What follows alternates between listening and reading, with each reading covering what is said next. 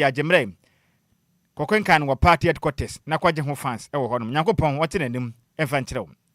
na ensem titira ebedi kasewuru mu akwachina wieye ne sei yedi ba kopie mu e wo finfin mantenum mekire central region awraho Sammy free honom eba echire mam owura bi ono ye tricycle rider etime atwaja e de ato ono ankasa ne ho kafo ne yere ene ne mama akoma nsia e de o ma hyeda mu ahwe o mo dwere be ewo breman dunkwaw ewo finfin mantemu yede mu kire mu beso mu awie a police for atwore bi a eye awudie no koso ewo nsuhia forest no eyade ono anehyaase na make sakopie mu ewo esutifi empotem hono ma wo ma hye bedwane toate na so aye hye pam onimnyamfo ebinize kwakuadui na so aye hye na nyina ne sei abedwoku a Ghana mampeni ate opeso boa na galamsey yitu asie nti no omba modin abo man Ghana yatena ye yensuo ne yakwan ho ban no okoyinsate ade hye a wonum wo hwediem ne broni kurum koto hye wonum so nti na so aye hye na masebedwuma cha mehene akase kirem sei ommo mehye bejanu bia ho ban wo mra sabi odi nsɛmhunu ɛwɔ manyim Timemfo mo bom pata ka mo ho bom ayeye kire ma yade a omo bre galamsey ase ɛwɔ mo mpoten mu eba kopie mu ɛwɔ piemantam mu dia mekese no ebrehene ɛde abasobo ɛde abo ɛyɛ tutu hene wanya finhyade mako aduanan wasompa na okire mam empotudwuma apa ne mfaso a Ghana fo anya ɛwɔ tutu ɛhene ho no enya semkuma akora de mu kire mu beso ma wiai German mampani atwa homemu de ama 5.6 million euros eye Green Tech Center mu besi ewo Kumasi. Na mashibadwafo mu watifide mantemu ekire mu sei. Womba beboa afani pa bi e watifide mantemu agete wodoma ma omunim dia. Kuyamba omade ombefa so aboa se be ya mufuo edwumadi omutie no be kon kan na Ghana so esikasem etimi asode. Adansi akrofuom ahye yom 17 eye intertown any interdistrict eye football competition no ase. Ensem no pina ka ho na yesi ho nkonwa ede besem wo sei agye nsem ka se odiero ha eni nsia ekiripo enkron kasa fidie so na ye ka mo se yankopɔ ye adoma jam papa dade Lumba na yie no eba so nti bo ho moden sei ubenya atade a wo hya ebetumi abo na fata wo ne papa yie no watimi akobie na pa atade de akonso de anyhow DLFM fia na musei ebia busu wa pa ne nyina ne sei jam papa dade Lumba ne t-shirt na ye krado beto de ne yenkom ne border form pass nanom nante dodo a opebia won sebeka size ne so ye woni nyina bi efiri medium ene large ekopem extra large no ne nyina benya bi ato e wo fia na musei yesan ye kyede aka ho efe pa yesan so oduko e bepem fo ndedem a otobia eye no wani bagye pa se won so wasa fata bi woni hawo DLFM fia na musei beto wo dem DLFM ye wo Agboba Junction North Legon ye ne Wisconsin International University College no ene de hwe ni mu e won krabo premier temu bibi ntutumi mani haw frem penifo ahomatrofo yankasa de t-shirt ne bebrew no watimi de akwaye ni bi kito bi pe na betua ahomatrofo na 0579 284 181 0579 284 181 and 0531 356 732 0531 356 732 Oye nhyiamude bi na pensio e de asomo ahoho se ye yi abedin to anampo sai fro anampo wo shops na so pese wontu nsuo ni bi enton a mekanfo Lumba nsupa e de ama ye de afan fidie maso ne sokroje ye e de mani pedua no sanso ana FDA agye atum se ye ntu peni dodo eto betimi afrem peni 0555 274 757 ana 0577 475 343. Oko dansuma ne important ma Madam Abanyamiche ye so distributor or adjacent Lumba Sport Apietus Lane. Freno ewo 0557 349 401. Mama Vic ewo Franco Sports M or adjacent to Ninaso Washing Bay. Freno ewo 0500 680 783. Bra Kwame ewo da Command Circle Station Obanyadom Choba. Freno ewo 0244 094 793. Madam Edith Kusi ewo Dowenyo Opsi Central University. Freno 0246 601 004 and 0266 400 215. Nana Setra ewo Pokwasi Odumasa was satisfy water depot no ben government school no. Freno ewo 0592 317 481 Auntie Emilia ewo Tema Community 4 Secondary Joint friend ewo 0540 423 201. Akenka for yese kunwa ebesom awie no edi amegeso eye wowofa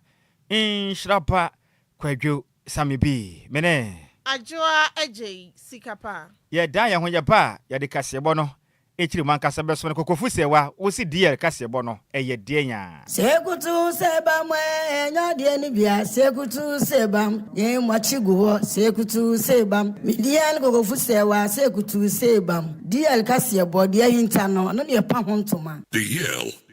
News.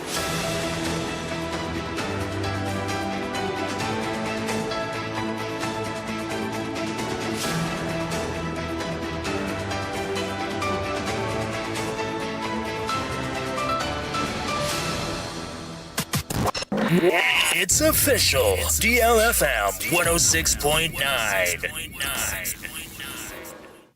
Yamamo akwapa afitu mekane share yen ewo Facebook no so na fisi YouTube na kasebo no yemfa emu enchiremu emfansom yensha kasebo na se emfamfiri fifi mantemu na abrahosama abeto DL kasebo pono so echiremu awia yi sei okopiemu wo braman dunkwaw eno no apa dinchira east mesenimu ewo fifi mantemu na owura bi ono no oye tricycle rider praja bi na wotwie ne den ede yaw afri ye dodo abon mane say Batman ene apan wo ya pan ampa na abomoden atumi atwa eja ede ato ne ono ankasa ne ho kafo ne yere ene ne ma makon nsia emu ahwe mu nyina ewo tunkwaw breman na enka ne kirem sa hwesemu esiye ewa na no kosie de atwa mu na eye obubo busuma ye gomi ne de toso mienu enfempim mienu ne de nunu mu na mra mentemwase kitua bi ena sode ye ebeda yaw afiri ye adodo afane se Batman ne ne ho kafo ntem eno pe ena Batman efe ne ho kafo ka kire ne se me ho kafo yi wonim emofane da ye no amso munya nsode ye ntemesere kodem na kwahwe de kudie ntira emofra makoma kunsia mada na de ache na moda ho de dam mokata so monsore na patututu sa monsore nteme na maya ho bo nko school ena obai di mirika tente ekogura temu onimi sensana na ho kafo ne dende yaw afiri ye bone aba ne trim okwahye dem ho ne mope ena afiri ye kofa fango mekire petro ena okohwehwe di gu ne ho kafo yi ho ohwehwe bi su gu mofra ne so owie ye pe ena oka apono no tumu se bam na odi kradio bafua ede doke dan no atumu owie ne misenka si ho no ma ena okofa manches ena opeja eto dan mu ne je no eto dan mu se train afiri ye hu se je na to dan mu pe na odi mirika tente odi ne ti di kan wura ena okwaduro mirika trom watopia afagyan okwakuram ena obaten ene ne mai tietia musa so ogifo mro ekire din ade hye de mirika tente kopie dan no ho a afiri na odi krado bafua ede ato dan yi mu nti omubu manyeye ne gya no so ena mfa ngo odi gu mofra no ene awofo no ho nti omu nyina da etem kura ntia ne gya ne hye ntentem so etimi ahye obatan ene mofra makoma kunsia ego dunkwaw breman na afiri ye hu se wudie na abaso no sunti odi ne tika nwura no anka wonwa ne kura oba omade kopɛ dua bi na odi ahoma senso ina odi sen ne mere ina ogya ne ho tentente firi soro beto fom setem a meka se afiri ye nso etimi de ahoma hye ne kon a waje ne nkwa ede afiri ne nsem na opposite form wo dunkwa breman ina wo ka biewom ewo dunkwa breman meka se mamoden etumi akwakofa afiri ye mu ene na yere ene mofra makunsia na mu no ede akopie mu ewo dunkwa onofen abanya se meka se de womode wonom akwakwahya esukwatwa dakam na opposite kirem se wonom ayehwehwemu eguso ahwehwem de kudie ntia esi ya enam so mafiri ye ebo moden etumi twaja ede hwe wono ankasa ne ho kafo ene na mofra a wawo wonom makomakunsia de woni arwesama esi ewo breman dunkwa enwo apa denchiraw east mensinimu ewo fifi mantemu ba wiai yade mu nkyeremu eso muntisika afiri ye yaw Batman ene da ho ya ode ahoma sane kon na wo kunu ho ayede te wunsura ka gina hwe na da na onim so obekunu ho na wan kom ho wo janim wan kasa wo yira waware no die pa ne ntie besia entubetuma twaja edi petro di agu wo yere ho edi bi agu mofra mako nsia ho adenti ano wo yere comment me ho asenti batumi ahye wo nyina atoro wo ase na awade yi ye wade na yi ana se manwade na yi manhwe ne amwofa ebeche o chani mom de ebeche da ana nkrofon san so e convince we some man nchemo de mo ye de manhwe amwofa wade ebeche pa because ehu pa se ebe wade awie na beba ne se de adin o de mentem ho ase pa na besi ente kobra ne betumi atwagade ato ono ankasa na yere ne mam ahye wo mu nyina ebufuo benko kwa na tube nkolansia. This is totally madness. Ye best Ghana for momra Facebook roso mahwe wate. Na ejai na ye se dajani mu tutututu wa shimo fra ni nyina. Asan hye ne yira ka ho. Asan hye no ankasa ne ho akonfo. Every year. No wonder so akune na isi ananka o hye dan no kan fa no beda. Every year mpo de nka ye dimpa na so every year we de nka edin we ye di yawfo na to se din. Aba. We de ye ma oba tan no mofra ni nyina ya akọ in fact owo we die ye se wani tua pa na ye de petro gu ho na jadadenim ya san lock no chai yankopon fo mo kransie ana oden sika yento akase bo no so Yantua Kasiabo no so Nabno Regional Police Command achi owura bia wedding frishia na aduanan num a omuchirema ye nipa mienu a omo no omo yetima concession eye gas ewo empaso eye forest anu bensu hia ewo Doma Central Municipality nim ewo Yabno Mountain nim no muchirema se wudi akoso no ono no mususu se ohye eye wudie no ase na ye police statement omo di betu dwa eye ebnada obubu obosomne de toso 9 ewo mfimpi mienu ene adienu nunum a eye Chief Inspector Thomas Akela no eye Public Relation Officer Edemabno Regional Command Edeninsa esha se chiremu se ewudie no ekoso ahini me bosom ne de toso aduonu nsia ewo mfimpi mienu ene aduonu num a muchema eye nkrofo mienu ya omato nananom ewo nsie de no mo ne address eye timber company for ana eye ejuma omobo omodia etimi kunwom na ehyan omudi ye ejuma ne so nipa no ekunwom wie ye no peja ede eto ehyan ni machese na anu edi ye papa na police fo nhwehwemu nam so amomokoche eye Bashiru kenda ono eye fitani na omugidi so ono ana ebo omodia etimi kum eye nipa mienu ya sese ne de omato anananom ewo nsiedo na omobo omodia ekoni fie ekoye nhwehwemu omukodu honom no na chese ye automatic Bruna model eye 96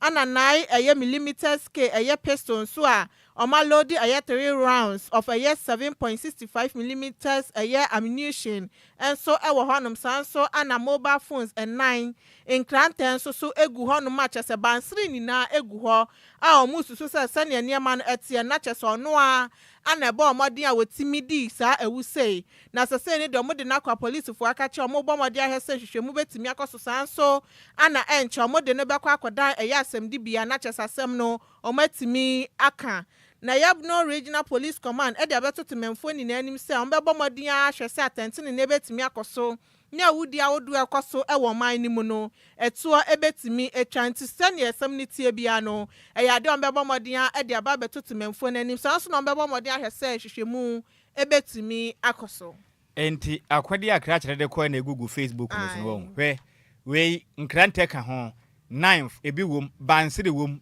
ne Ghana card wom ene pala wom ene ayi red nso ka ho on say duro bi hye hodom red no aha red ni bi so ka ho ene I think say condom bi so ne da hoyi ana ene ye de ahia da bia me senya condom ye duro na duro ni bia ho no bone pa ne phone so ne gu ho o say as man hu ni as a condom un say condom pa ne nyina ka ho enti kobrane kese mu kwaji aduro wo akonfo no na won kodi sanse hu no won se ne be ya ye nkyere ne obo mutuo man na ma pete we ne efend ade bi twada de aduro na ho odin atu ya da nyame ase ya che no se wanya yi ato hoyi de o aden ekire din o ma prepare ekire yanto akase bo no so ne monfa nwure mu e wo man Ghana ma se betwam na ma se bedwuma cha mehene ne den edonum nyamfo right honorable Aban Kingsford Suma Napapen edin sam atodwe ekire mi se enya ade obetena se ne wanhwe han sa ma sabe penin ebetena fie ma sefuafo evisa manyi kura ebeka se penin tena fie na se mofrawe nanka yebu nanka wefo ana mpanifo ne ka honti o ma bi nsi na pen so da enkuntabo be ya adwuma pa de afama se bedwafo adwuma de omudim na bo ma Ghana nso yɛtimi akɔyanim na deɛ nti a ɔde nsa de to dwa ne nyina ne sɛ kɔpie mu ɛwɔ asutifi na ɔtɔ ma hyɛ badwani am onimnyamfo Ebenezer Kwaku Addo mekese deɛ yade a wabɔ ne ho mmɔden akɔyinsate ade hyɛ wɔn mɔbroni kurom hwediem mɔnkɔ akɔhwe ɛyɛ nan mu sukuo no mpanifo apapa wɔn sum akɔsɛsɛ wɔn mo hyɛn a ɛha adwenye panti mekese opani ogyamra no ne no ana Andrea Damasheba atwa mehene Right Honorable Kingsford Suma na Papen emra wɔkasa wɔ floor parliament ɛna wɔkyerɛm sɛ in fact ensɛm bi hapa so yɛ masebe dwani wakwaji nimdeɛ ɛkɔsua mmra ɛna wahyɛ mmra sɛ nipa bi ni so mfa ma ho na sɛ wankasa kɔtena se ɛkɔhyɛ mebu n'akyi fuma gudie tuonti monkɔhwe no mompira no mommɔ no pa ma ne kan we deɛ na ɛkyerɛ hwɛ deɛ wapi ho a ɛnya deɛ yɛ ade pa kora nti wɔnso so kora na wɔkyerɛm a mahyɛbɛgyefo di made ɔmu die ne sɛbe ɔmo nsɛn mmra da bi ɔmo mu mmra so da ne sɛnti so kɔkɔyɛ mahyɛbɛdwam kasama afu die bɛbɔ ne ho mmɔden aboa hwɛ so obi ayɛ mahyɛbɛdwani no wɔboa kora duro bi anka dam wodi nsɛm hunu pɛ obeyi wa ma ɛma ya tata wo suma twa akɔgyama mmra ɛne wadi sɛ deɛ sɛ bɛbɛboa na obuo ne anidie ɛtimi aba mahyɛbɛdwafo dwumadi a wɔnom edim na ɔkyerɛm a yɛkɛsɛ deɛ ɛkwanya bi na nipa bi anya sɛ bɛyɛ mahyɛbɛdwafo nanso sɛbi mo nsen Ghana mmra entefiri na ɛkɔ sunne bu mmra so pɛ obeyi wa ma mmra no ɛtimi de wafa mmra kwan so na mekɛsɛ deɛ mahyɛbɛdwani de ma de hyia wɔnom wɔ asutifi north abato mpesua so onimnyamfo Ebenezer Kwaku Addo mekɛsɛ deɛ mpirifo ayɛ krado amde ko gyema nemra ɛne na die sɛ ɔbɔ ne ho mmɔden akɔhyɛ mebu n'akyi sɛ mkɔhwe mpirifo a wɔgye ban ato ban sɛ bɛbɛboa no galamsey no ɛto atumi atu ɛwɔ man Ghanam onimnyamfo Kingsford Suma na ba be nsɛm sɛ atuja wɔ mahyɛ badwam. The people of Ghana look to this house as a beacon of hope, and it is our collective duty to set a standard that reflects the values of our great nation. I want once again to take the opportunity of this formal communication to remind all of you that our actions and inactions carry immense power, effect, and impact on Ghanaians and the world at large. I have therefore instructed the Office of the Clerk and the Legal Services Office to provide all the needed support to the investigation by the Ghana Police Service within the framework of the 1992 Constitution, the laws of this country, and the standing orders of the House. I am made to understand that the member has voluntarily submitted himself to the Criminal Investigation Department of Ghana Police to assist in the investigation, as many members have done in other cases under investigation. In fact, there are so many members of parliament that are under investigation, and my office has never shielded any member of parliament, and many have volunteered themselves without coming through my office. And so please, let it not be said anywhere that members of parliament are being shielded from the rule of law. Ai mama ne to ma dwere mo sebe dwafie hɔ de mo no ma sebe dwuma cha mehene enya ade a odi obi asie ɛwɔ mra wati bɔne da bi da ebi nsi da enya ade nso obeye bi ɛwɔ na pan so ɛne a woti ye ma sebe dwamu acha mehene ne den ɛde onimnyamfo Aban Kingsford Suma na Papen na ne kwakra mo no ɛna aka ne ɔsoafo no na hwɛ ɔman Ghana yɛnsase ɛne yakwaye na efuma gudie ɛso ɔman Ghana ne den ɛde onimnyamfo inu safuseni ɛkyerem sɛ anamontu a esutifi note mahyebedwani watue in fact airtime ene mahyebedwaji medie ne nkwakra wabu mra so nti omanyimra ene ninni said yes se be ye kene bi be ye nsan na ho ama afoforo. For other public officers to interfere in the work of those carrying out their work is totally unacceptable. And for the first time, this is the first time that we have had a member of DLFM interfering to seek the release of persons engaged in illegal mining activity. That should not be the route. The member of parliament should know that illegality and impunity cannot be condoned. Any awoti ye ayaka no swafo no na hwe o my Ghana yensase yakwaye na afenso efom agudie eso e wo my Ghana den e de onumnyamfo inusa fuseni.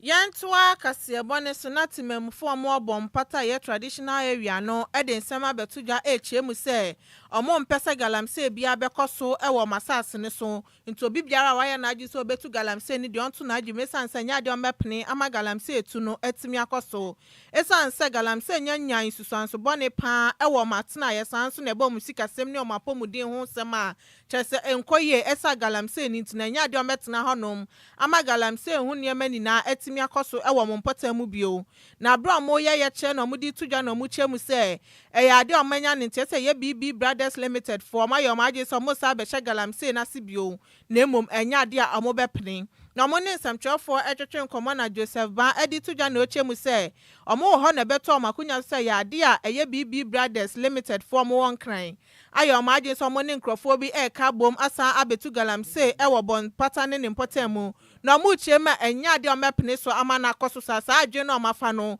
omo mmomode ana omunyi enfri Agyei mesanse enya de abon patafo be ye Agyei se ommemo mo ho kwan ama omaba betu eye galamse ni bio na mu chema ya de BB Brothers Limited for no esa ye former good on person mu tunti no omatututu eye asase ni bi e won krofo mfom a eno nam so ama masase ni na etimi asai na mpo no senkomu tutu na komuni akuafo ne kasa ya nka nu de omuni hu asem na emom akuafo no eni mo hwe omekọ omafuom na chese ya betututu eye omfom ni na chese no eye arehusem ye pante omudi tuja echem se uyi BB Brothers eye Limited for ni fi hono ma obi biara wa ye na Agyei so no de oba betu efom agudie e wo bompata ye traditional area no omudi tuja echem se nya de omepene so ama etimi akoso.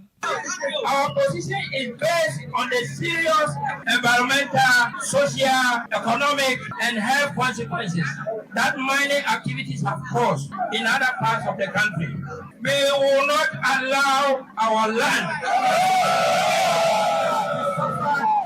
DLFM 106.9. Our specific concern include, but not limited to the following. Number one, destruction of farmlands, vegetation, and forest resources,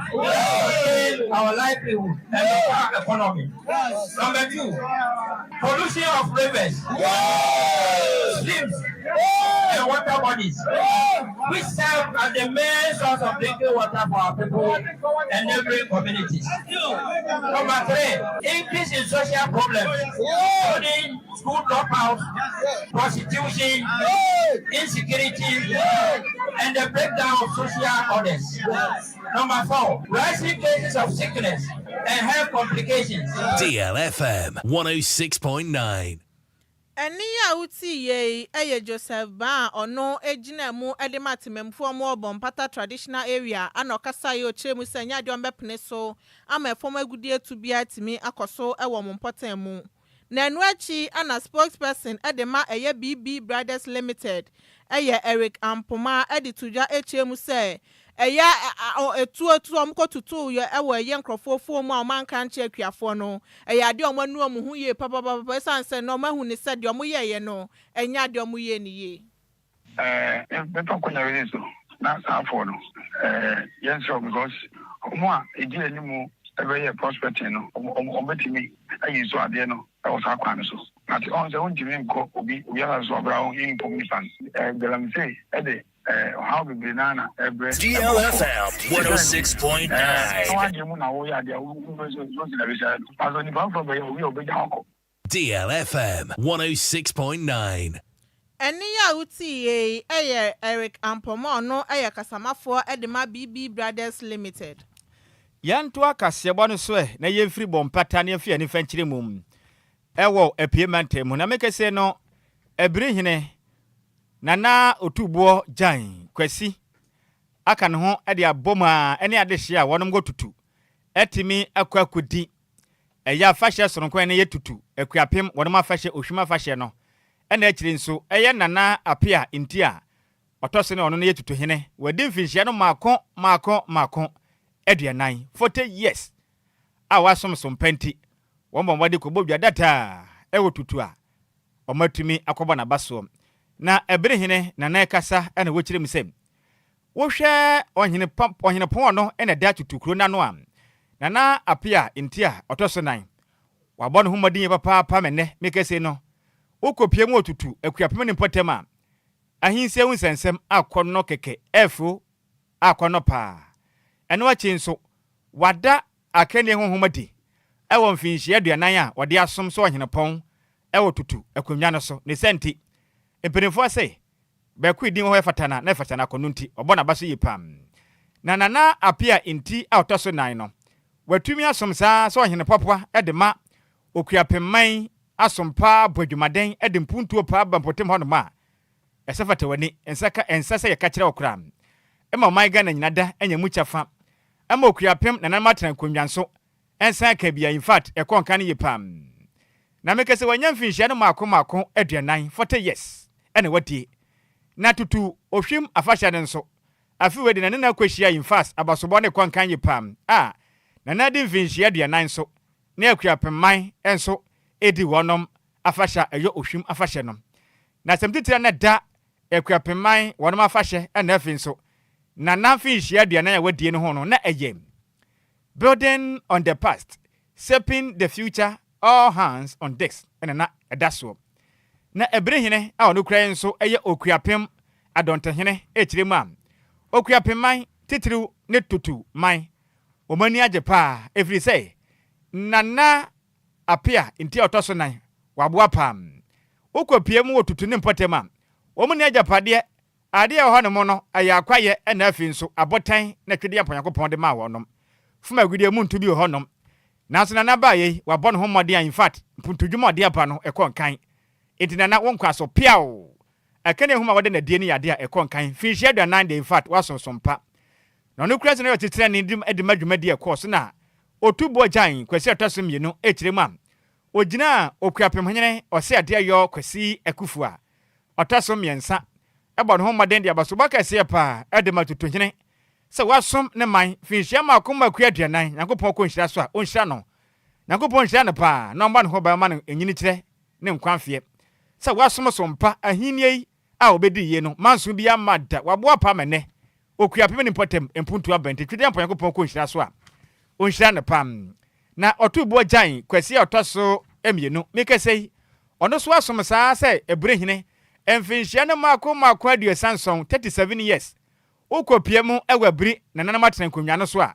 ono ene ohina otosumi na watumi asomache ma aboa na nanamatren konwa so waboa pa wotutu enyene ona yetutu aboa no pa ma tutu hene so modin ba wabɔ no madi na konka na odin sem sei etudwa owo kuapem afahye na namfi hia aduanan a wadie no emu ema mu nyina afihia pa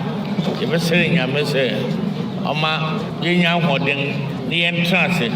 na yeni de sene nana tutu wodi de ya befem ne ebe binum de anye binum de nanso tumi ni ye nyame ono no de ama no ono se onni hene wotutu ebetima basa ne mpanyin bi a won adi kwankra no won ani meresa so ono won ne meresa no fieduane mu ne ewoyo ye twa so ma na kurae ni aka wachi kura sandos na ne nyina ye nhira ema na nkasa sama kroi enso na asanga ma okuapemman efse uko asonafum ekropon na wo campaign fu wo okuapemman a wodi okuapemman so a wori ntimi nyi tutu mfamfim wotimi nyi tutu mfamfim anye den kra no sanye nketia na nye sechia bia kra moja ye wo ba tutu ya sechia bia ye kufufu nso ohene esan gira hwara nti owa ha no kra no san di chiame emo okuapem eno tinana onkwanso ye mo afiti apa ye den nyame asese wotima hwa ba pon semre ani a wotie no kopie mu ewo ebre ono ena ye wonom ehene ne den ede otubo jan kwasi ena wote ne nkan na eno achi no ena tutu ekuapem hene nana apia ntia otoso nan ede asede piesie ede ma de hia wonom wotutu eni ekuapem nyina ekire mo so do ma papa emfinhia makoma kuaduana kwantu enye kwan keto akra nanso ene ma chitam de tai no efiri mpenifu sei eto hwe no ya na enya chitafo na 20 omo aboa ne pa ma na hinie no eye nika so nana inti otoso nan chire mo de sere de to ade hia wonu makua pian nim so mo de antan na chi bio enfie ne bi wona nim ogusu a som so wo hene ne sente mo ntan na chi mo ne chi ban na omwa na mputudwuma pi na mfaso mra na ade hia wonu mo akua pem tutunso enya adwuma na o chire mo a ejapade bi ne akonwa ne ho abo ene motan na twede ampo yakopɔ de to mo nanso wa menu amu na bam akɔso asomsom pa de mo kɔso ante de kino bɛboa me mputudwuma akɔso mo maga na nyina da nyanya no so mfaso se onyene e de makua pem tutu na yɛtuma pagya wo magnesi wo tutufo so ani mi hwa mo what time achi ma yɛde ne kakra ɛyɛ den esani sɛ yɛnkuro yi de yɛni ni asabe poto mo kan se royalties bia yɛni sika gold bi wɔ hɔ a yɛtu ɛna yɛni diamond ɛna yɛni cocoa ɛna yɛni timber bauxite ebi amfa ha ni ayɛwɔ pɛ ne mosia na besi nso yɛnya mosia ne hu ne ɛwɔ mu yɛ enti na ama ahini nsɛm wɔ ha ɛyɛ den mpa ya na de yɛbɔ se anka gold bi bepu afi asase ne mu ana besi nso yɛn sanka bi yɛ enti biribiara yɛyɛ no ɛyɛ amanfo modernbɔ tiase de twirɔtwirɔ yɛn ho kakra ne yɛde yɛ meda ɔman ne nyinaa se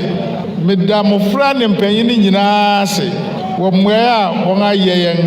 abɛdu ne da yi mebɔ awerɛhyɛm sɛ nea aka wɔ yɛn anim nso saara na wɔbɛyɛ no wɔmpa yɛn akyi na yɛn nso yɛnni wɔn hwammɔ. DLFM 106.9. Eni ya wuti yono ene yetutu. Ehene ne den ade. Nana apia intia otoso enan. Na ne kwakura mo no na bahye badwan de ma de hia. Wanom ewo akuapem not abato mpesua so eyo numnyamfo Sammy awuku. Ekopie mu achirim say in fact nana asompa na emro no mpo kwakwa prema hye badwa kwanwa no. Odika de ho kwakire nana bompa ye ehira no ene na da yeso abama nana bɔ ne ho modenti obɛ na fam de obɛye bia ata na nachi abo mempunto atimi akoso de amade hia wo no motutu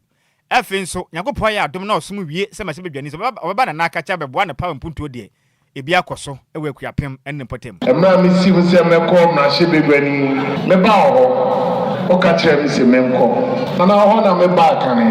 wo hyira me soso ene ya branch na oba on chen ansa na obeye candidate ene wonenan mayem na hye bedwani ene ti medase papa na nyame hyira na wo se wunua no soso abo chido na nanom abeta wo achi kyerɛ sɛ na na wo so wo dom anipa nti ene mi gyina me ama na mu ene adɔfo mo ta machi otutuman mu hai ama wafishia pa na bɔhyɛ a mehyia wo yɛ baako pɛ ɛsɛ nana me ne tutuman ɛbɛtena yie na mɛsom na soso me di ni di bɛma mo na me ne mo ayi adwuma ɛmɛ ne so na sɛ me term of office ɛnde a ma sa ba wo na nkɔmmɔ ɛwɔ akyi no me ne wo soso adi nti me ma mo nyinaa afishia pa me das Eni ya wuti ye yono ene mahye bedwane de ma de hia wanom ewo akuapem not abato mpesua so de den de onumnyamfo Sammy awuku na mane boi ye nsam twire ni kontehene Kofi opo Kofi anantuo Kofi ntiantia ene de efiri apiemantemu ebesom yen Yentua kasebone so na jama mampani eye Frank Walter Stanmere akotwa homemu ediama 5.6 million euro Center of Excellence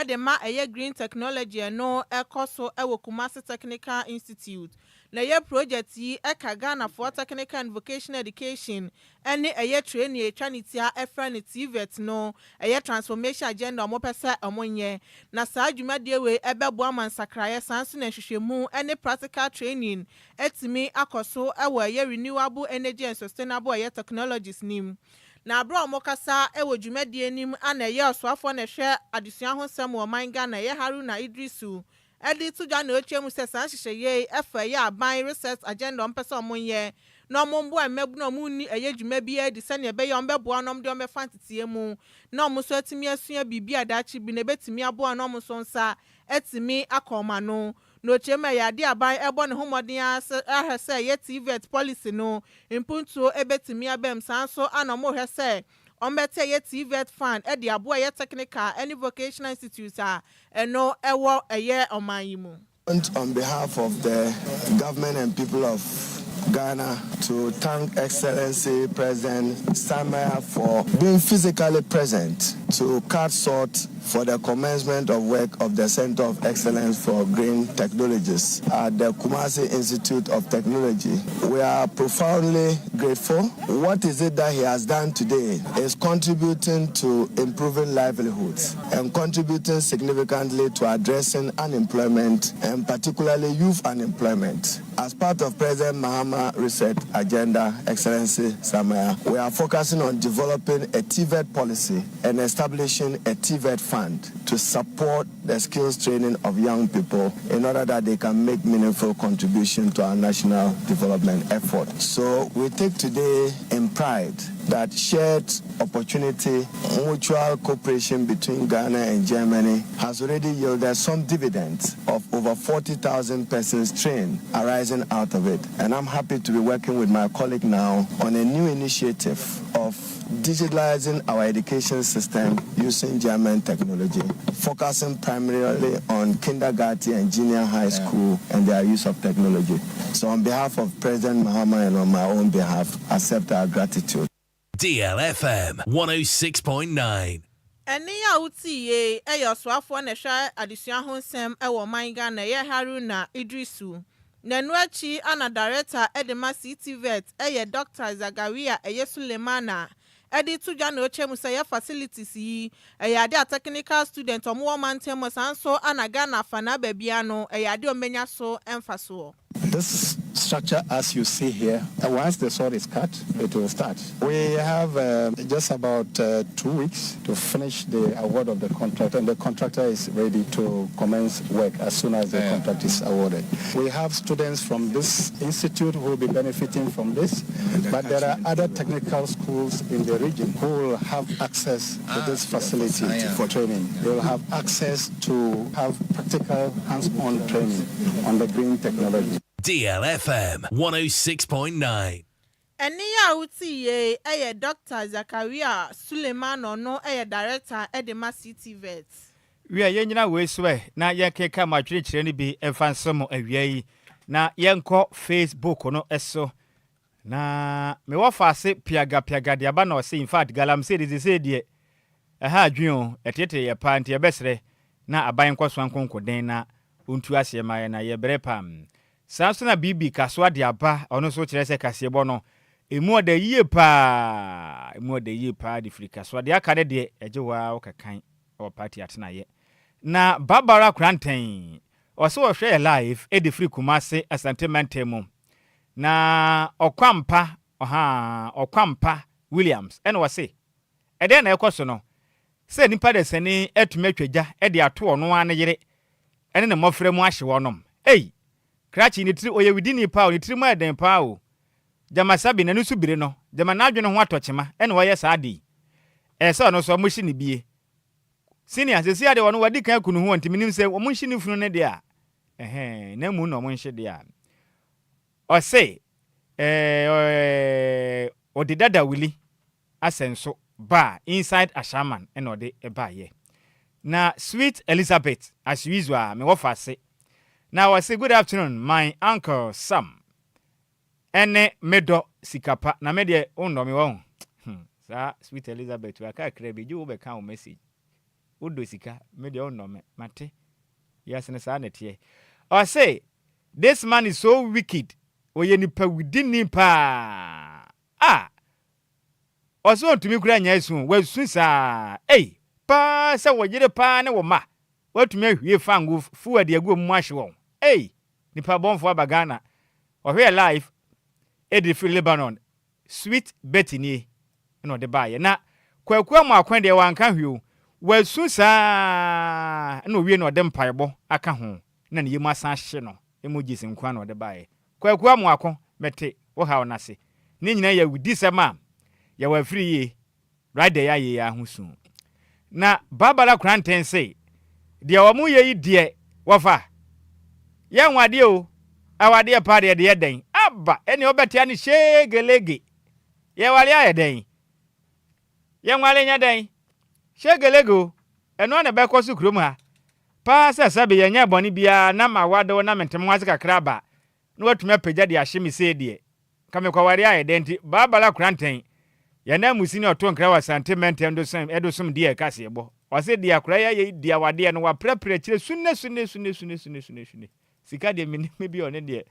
Say the wesi so na de so abaye otesa de wakaso wale be ha no na yesi de me ne babala kranten de suja ne de si etemu ani. Na Kofi Parliament de aba no say Ghana is peaceful country but sika sem no aye den. Ghana sumdwe wa hansu sika sem ne de asene hwenu hwi ya twe antwe. Ohwe life edi free Bobby Kuma apa Kofi Parliament ena ode ensemi ede ebaye. Na teacher Kwadwo Tepa enyinasi so de aba no say so sad. Na we dey ye so unfortunate pa na nsemi sisi ha dwen. Na galamse ni so de abanye bibi mfanfa ho na ha o man. Baba Mahama obo se de aba no say yes bagumya baba 2028 ene ye mo amasema mo na munim de mbetuma ye beboa mo amasema. Na junior papa de aba no say good afternoon dear good work. No jija de atuato ejane del bru na. Richard Manu de aba no say good afternoon Nhyiraba Kwadwo Sammy B ni Adjoa Agyei Sikapa. Mo ye adwumaden pa twede yampo yankopon da de Lumba ne saman enhyira mo pa no mo ye ho ban vise DLFM ye soma man sompa papa no we efri Richard Manu BBF bibia be ye fine odi free gbechire soja line and odi ba ho soja for ho soja line de se ye kan ye soja for asem ana me bo sika soja line de se ye soja for asem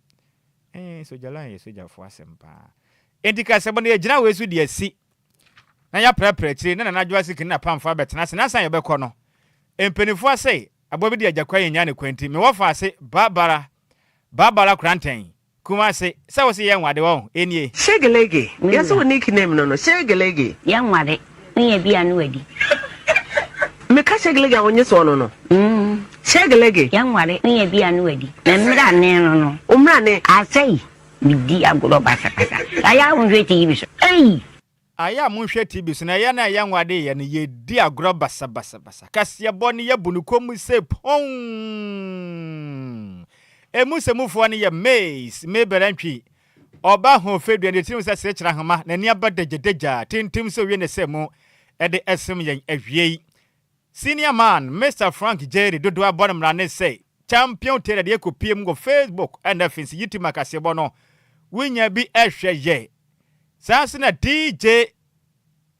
Zigby didwa bonam na ne se Ozigios Mr Samara kwachi nchim kase freni fuma de sumye wiei na kenkan fo mi na ebeso mo ne de ye hune tian de sentem a yesia aduasem mi no kaboma aduasiansia aduasian 64 ene ebeso mo dia meje so ye wowofa Nhyiraba Kwadwo Sammy B mene Adjoa Agyei Sikapa ye kwen hwan na eba na Adjoa Siuki na afei sexy journalist ena hwan Kwame Efum wo fans pa ono no fia ne ye fra ne sei achire mu hene oya ade pam na ukopie mu wo de nkyira konwa no so a edin be na ye de frɛ no buamponsem nana eno ano no buamponsem nana oya ade pa se madi kan ka se ni tiri hwi ni mom na ne hwi no nhya da anya papa nanso be ne den tiri hwi na mom na nhya da anya papa na Adjoa Sikapa na se radio no wana aye den wana otoyin onya tena se pe enya wodi ya wodi wonsa kan be ya woden na mra aye den se de ye den ese ene da ben ene ye wukoda endi Kofi eda no dwuma de na di be na da so Theresa moment sisi ade fo abin pa o wakwaje adura na enti yes so Theresa moment na eba na Adjoa obi a onfa fans nyan onfa ni agro on say oyo obi a oyo tomrosie owo form kama free suru kwesi form wahyehyɛ se doso na onimasa kama na nana matre nkonjofo asai ene mebunu asai nyina oya ade pa no pe fans unso bi onimasa bia pe fans ya mo no fans aye soro ko obepre kira man obehaye pa ti sadama ne ma yen sori achire muhima fifi muhima enkeche hima radio mu ya santi Michael Jackson papa no na eyi me wafa se extra o di ba na ochirim se kasem ne mu ode pa sa no manam extra o amanase odne de ba de fa WhatsApp no so ye da se pa ye sosman na Adjoa Sikapa na pamfo abetrose mamu nyina moniti a ade hye